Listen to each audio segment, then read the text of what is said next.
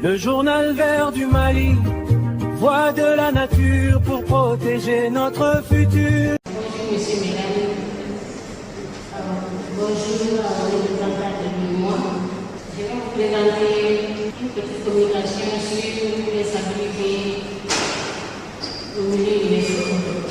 L'insalubrité, c'est quoi d'abord? C'est une condition ou délicatesse importante atteinte à la santé ou à la sécurité des occupants. Elle qualifie un lieu où la santé est menacée suite à une mauvaise condition ambiante. Chaque jour, sur les chantiers d'ordures, se rencontrent des hommes, des femmes et des enfants occupés à creuser, à tourner et à retourner les ordures afin de prélever tout ce qui leur paraît utile. Cette situation est valable dans tout le monde entier. Au monde, nous sommes au nombre de 15 millions. À l'aide seule, ils sont à peu près 1,5 million. Le Brésil a 230 000, Dakar à 1200. Mais malheureusement, pour le cas de Bamako, les chiffres restent inconnus ou méconnus. Parce que c'est un milieu très dynamique et ils sont en ordre dispersé et de façon individuelle. Une étude de l'OMS et l'UNICEF disent que 1 sur 3 des écoles primaires et 1 sur 8 des écoles secondaires ne disposent d'aucun service d'assainissement dans le monde. Et pour le cas de l'Afrique de l'Ouest, les problèmes liés au maintien de la salubrité deviennent une équation permanente, difficile à résoudre non seulement pour les élus communaux, mais pour les décideurs politiques aussi. Les enfants grandissant dans les environnements dégradés et insalubres sont souvent victimes de maladies et encore les habitudes qui les handicapent. Alors, pour le cas du Mali, cette situation est peut-être liée au système d'évacuation des ordures qui reste toujours rudimentaire. Voilà un petit schéma réalisé par Dr Adamou lors de la réalisation de sa thèse.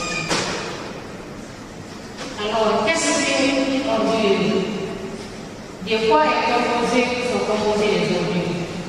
La production des ordures est hétérogène. Elle est complexe, mais elle est source de diversité microbienne. Elles sont également composées de différents genres de micro-organismes qui sont responsables de pollutions diverses avec des impacts sanitaires et environnementaux importants. Et on les catégorise en 3, même s'il y a plus. Mais les plus importantes sont la fraction biodégradable, qui sont des matières dégradables par l'action des micro-organismes, ou la fraction inerte, des matières non dégradables par l'action des micro-organismes. Mais il y a également des matières virulentes, des contaminants chimiques, tels que les métaux lourds, les polypharmaceutiques, et qui ne sont pas biodégradables.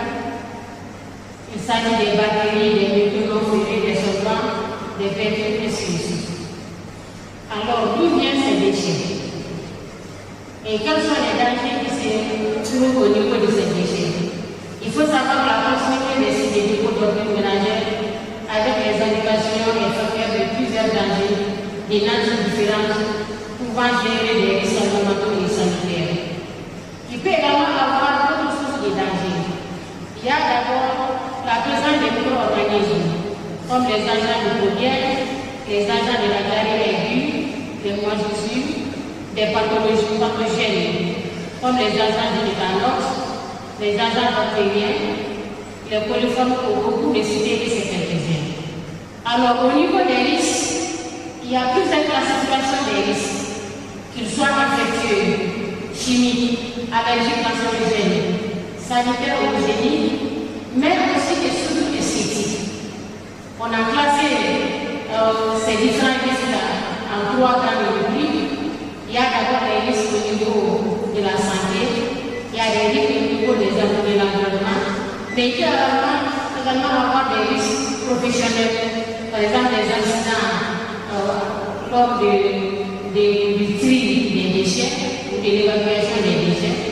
Au niveau de l'environnement, il y a la dégradation des écosystèmes.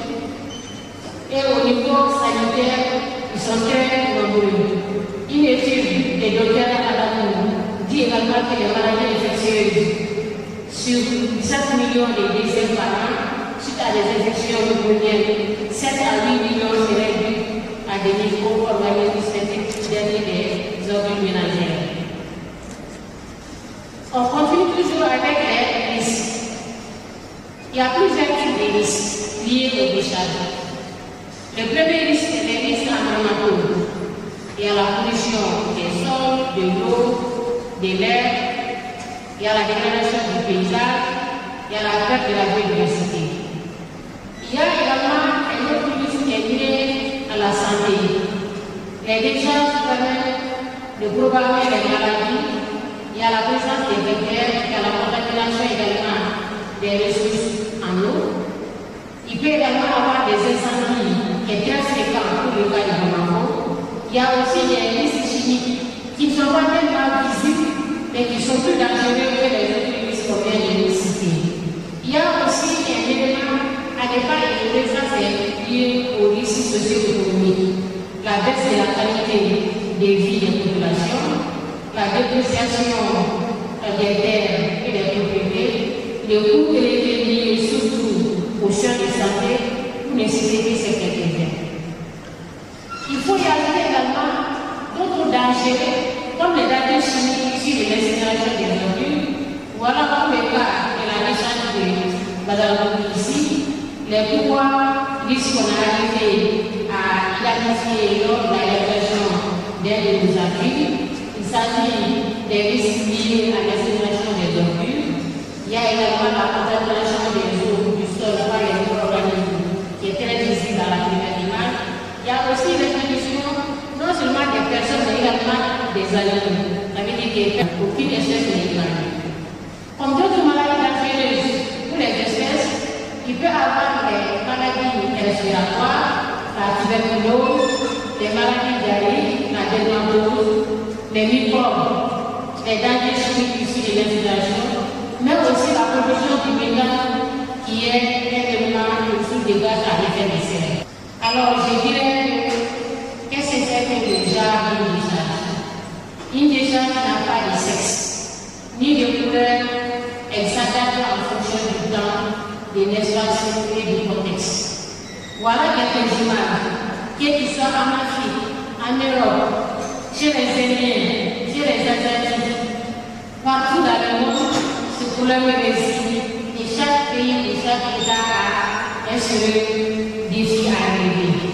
Mais il faut retenir que les cibles de danger seraient les chiffonniers, les enfants, les femmes, les personnes âgées, toute personne vivant à proximité des décharges, les habitats et les commerces situés aux alentours, même dans la commune. Voilà également les couches vulnérables, un peu avec les images, avec que toutes les sociétés sont concernées par les risques liés à la présence des décharges. Comme solution, elles peuvent être nombreuses, mais pour moi, pour faire face au problème de gestion des ordures, tous les acteurs doivent se réunir pour mobiliser les moyens, non seulement financiers, techniques et technologiques, pour une gestion durable et efficiente des déchets. Il faut également la sensibilisation de la population à travers des campagnes d'information sur la bonne pratique de gestion. Et au dire de M. Adamou dans sa thèse, l'État n'a jamais organisé ni une campagne de vaccination, ni une campagne de sensibilisation pour les risques sanitaires liés au métier sur les décharges. Il faut également, en solution, mettre en place les mesures de décharge à la source de la maison.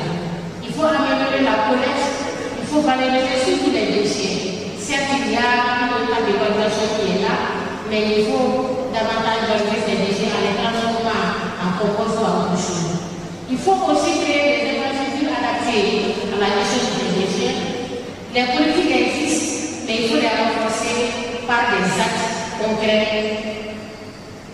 En conclusion, je dirais que les décharges constituent un enjeu majeur de santé publique, de protection de l'environnement et de développement durable. Lorsqu'elles sont mal gérées, elles peuvent entraîner la pollution, favoriser la propagation des maladies, ou dégrader les écosystèmes et même peut affecter les risques généraux de la population. Alors, face à ces défis, Il est essentiel d'adopter une gestion responsable fondée sur la réduction à la source et sur la valorisation. Je terminerai avec cette image. Bien vrai, mon affaire de briller la distance de ceci, un seul pour le mieux pour la vie pour la santé. Cette petite fille semble être heureuse parce qu'elle a été à se procurer des poupées venant de la distance. Je vous remercie, monsieur.